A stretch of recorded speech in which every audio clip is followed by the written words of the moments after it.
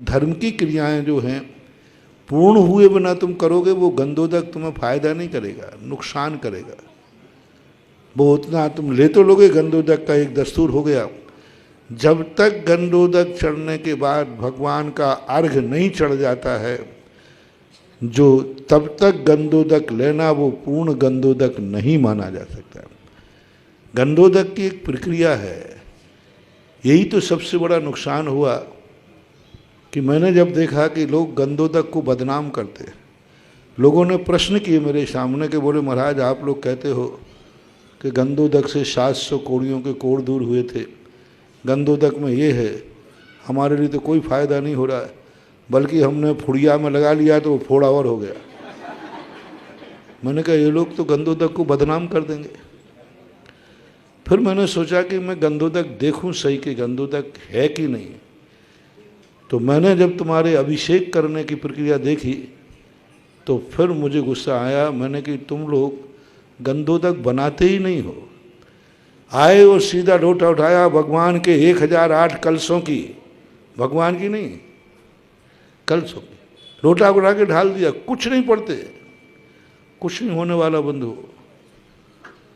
जब फिर मैंने सोचा कि नहीं ये गंधोदक को बदनाम करेंगे, फिर मैंने जब से गंधोदक के अभिषेक की विधि बताई। अभिषेक करने के 5 नंबर हैं और अभिषेक विधि से करने के 15 नंबर हैं।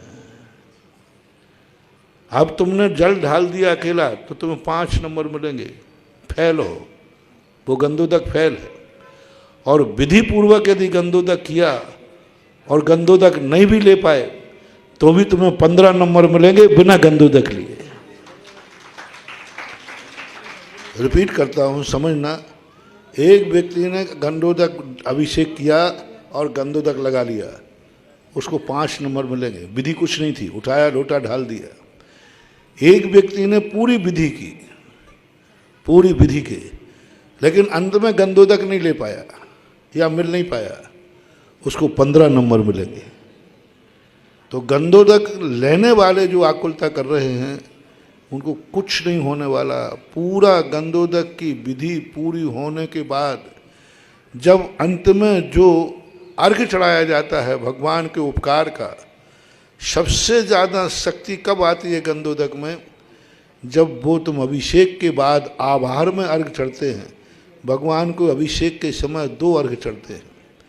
पहला अर्घ चढ़ता है शुरू में आज्ञा के लिए, हे प्रभु मुझे आपका गंधोदक चाहिए है, इसलिए मैं आपके अभिषेक करता हूँ, वो पहला। और अंत का अर्घ होता है आभार का। जो आभार का अर्घ होता है, पानी चंदन सदक शत पुष्प पुंज, ऐसे ही है ना, वो जो चढ़ता है उस समय गंधोदक में ताकत आती है कि हे भगवान आपके मैं अनंत आभारी हूँ। आपने जिंदगी में कभी निहन नहीं किया, लेकिन हम पापियों के पाप धोने के लिए आपने अभिषेक करा लिया है, मैं आपका आभारी हूँ। वो जो आभार का अर्घ चढ़ने के बाद गंधोदक लोगे, वो गंधोदक पूर्ण गंधोदक माना जाता है। और जहाँ भगवान बैठे हुए हैं वहाँ से कभी गंधोदक नहीं लेना। भगवान उठ जाने के बाद अथवा वहाँ से गंधोदक जो बाहर निकल के आया है वह गंधोदक लेना चाहिए। पूर्ण गंधोदक वही है, अन्यथा अधूरे में गंधोदक लेते हो, गलत है।